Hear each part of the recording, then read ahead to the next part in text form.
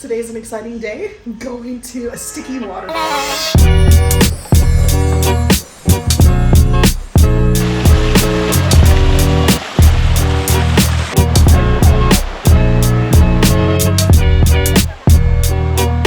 I'm just super excited to go see a waterfall and like play in the waterfall, not just like see it. I'm gonna go play in it. Before I head out, I want to show you what I'm taking in my dry bag. So it's the first time I'm using it. I'm still kind of testing it out to see if it's going to be worth it and if it's something that I'm going to keep or get rid of or buy something similar. And it's essentially just a waterproof bag that you can take on adventures where you might get wet. So since I'm going to play in some waterfalls, I'm not sure what the situation's going to be like. So I just thought I would be prepared. Okay, so this is what I'm taking. This is my GoPro. These are my IDs, money. This is my cute little money bag. Some wet wipes just in case I do need to like get my hands clean for something. Some lotion and chapstick just because I'm out and about. This is my sunscreen and bug spray, always a must when you are in Thailand. Then I have my key to the hostel, some AirPods for the drive, and a sun shirt just in case with UV protection, and my water bottle.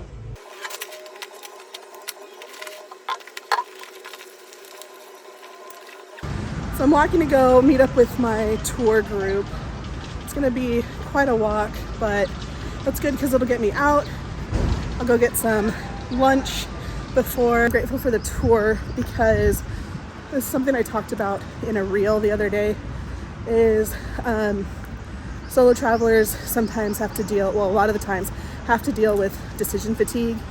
We have to make too many decisions and it can become overwhelming. And one of the ways that I found a way to deal with it, to help limit that decision fatigue, is to every now and then break up my independent solo travel with an organized group tour just to give my mind a break. And so this tour is a motivation to get on a motorbike and learn how to ride, and it's also a nice little break from making decisions, so always positive.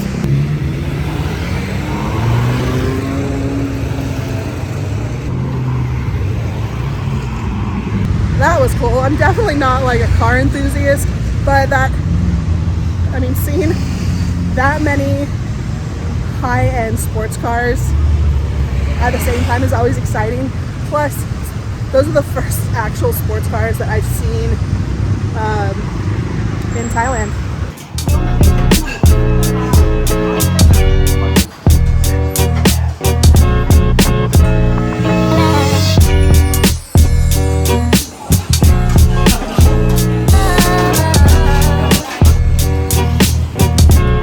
Tried to record a little bit while I was in there, but I was actually sitting right in front of the fan, so it didn't work. It was a little too loud.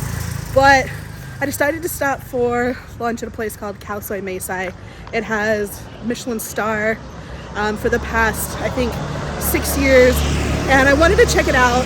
Their specialty obviously is khao soi, but I'd had it many times at other places and it's all been pretty good. That place was great. So I can see why they have Michelin star. There's a ton of people there, but it was definitely worth the wait. And it was $1.50 for a bowl of curry. Can't beat that.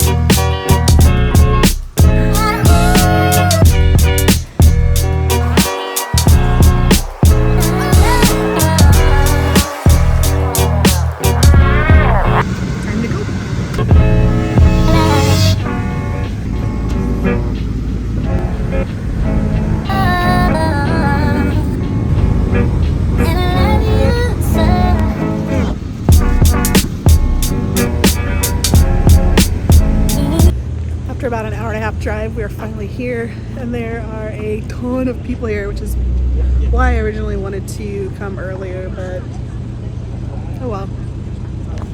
2, 4, 30 o'clock. Okay. Because Tiki Waterfall close 5 o'clock.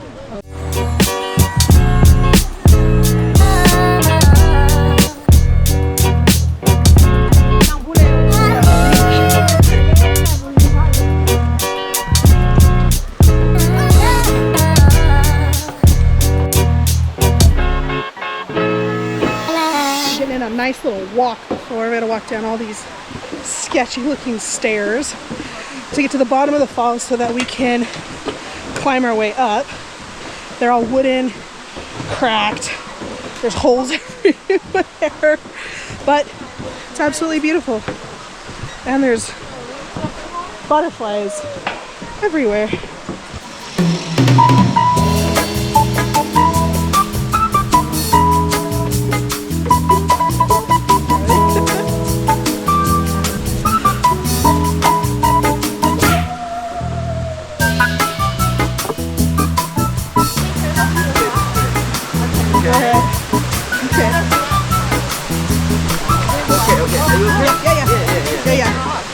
Rocks.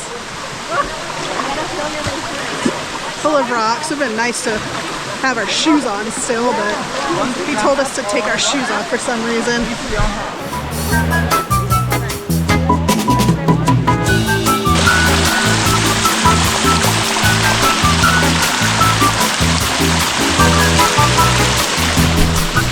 It's like a hard sponge.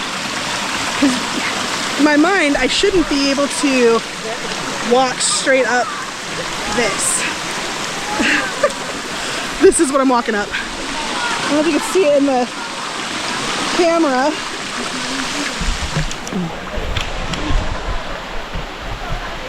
I'm walking up a 45-degree angle right now. This is insane.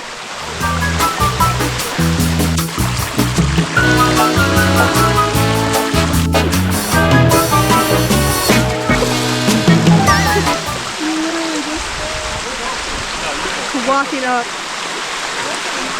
this waterfall. This is crazy. And I'm in the jungle. It looks like, again, Indiana Jones would come swinging on some of these vines.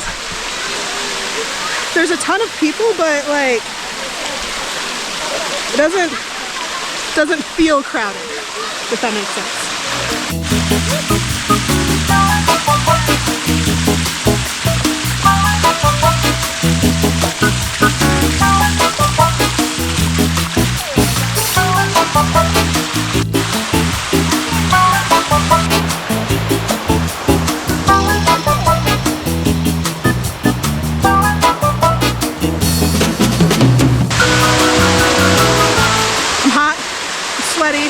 Clearly, water's warm. So it's not super refreshing, but it's so fun.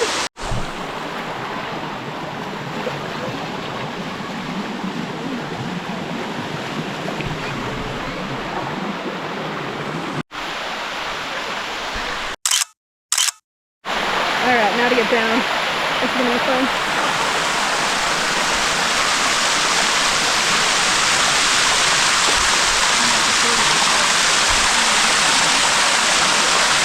Yeah, there's no sliding on this.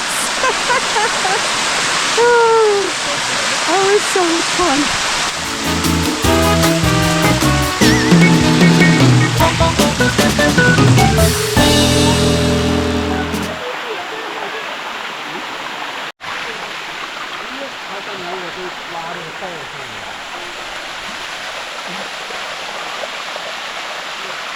Oh my gosh, I can't believe I'm literally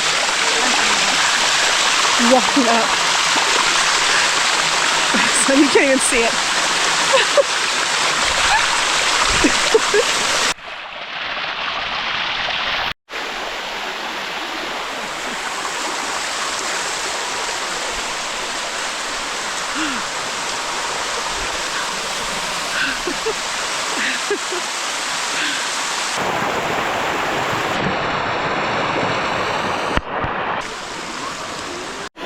So I just stepped on an exposed rock that doesn't have extremely fast flowing water over it.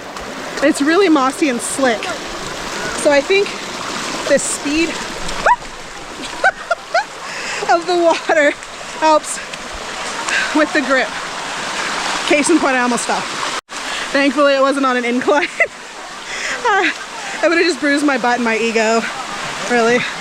Okay, this one has a rope.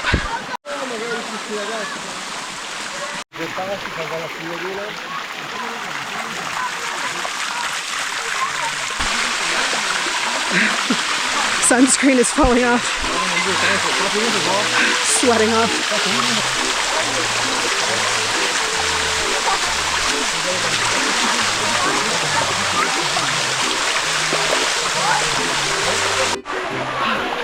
That was a grind. Whew.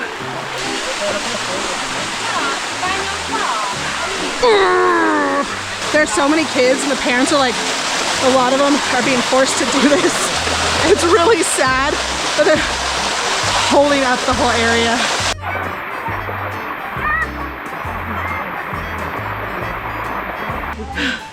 I did it. I did it.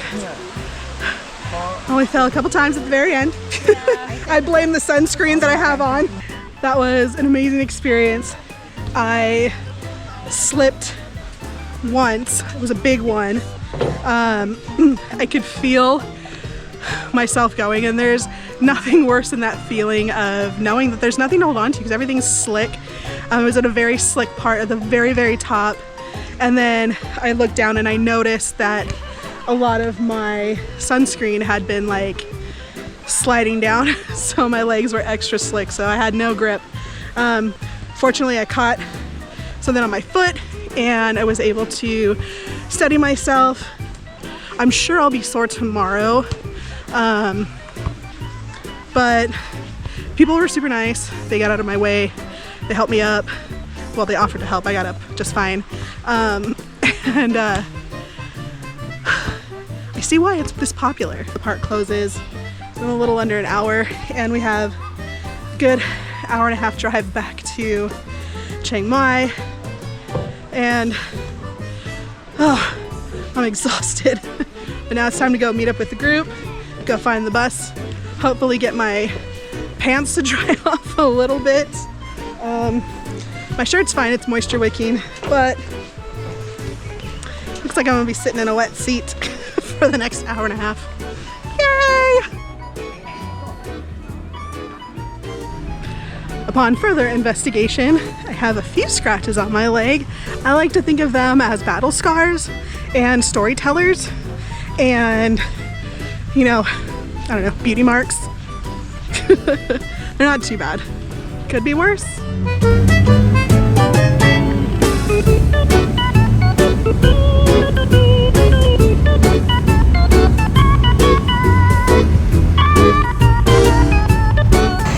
And just like that, we're back in Chiang Mai. I'm walking home. Gonna go grab some dinner. What a good day.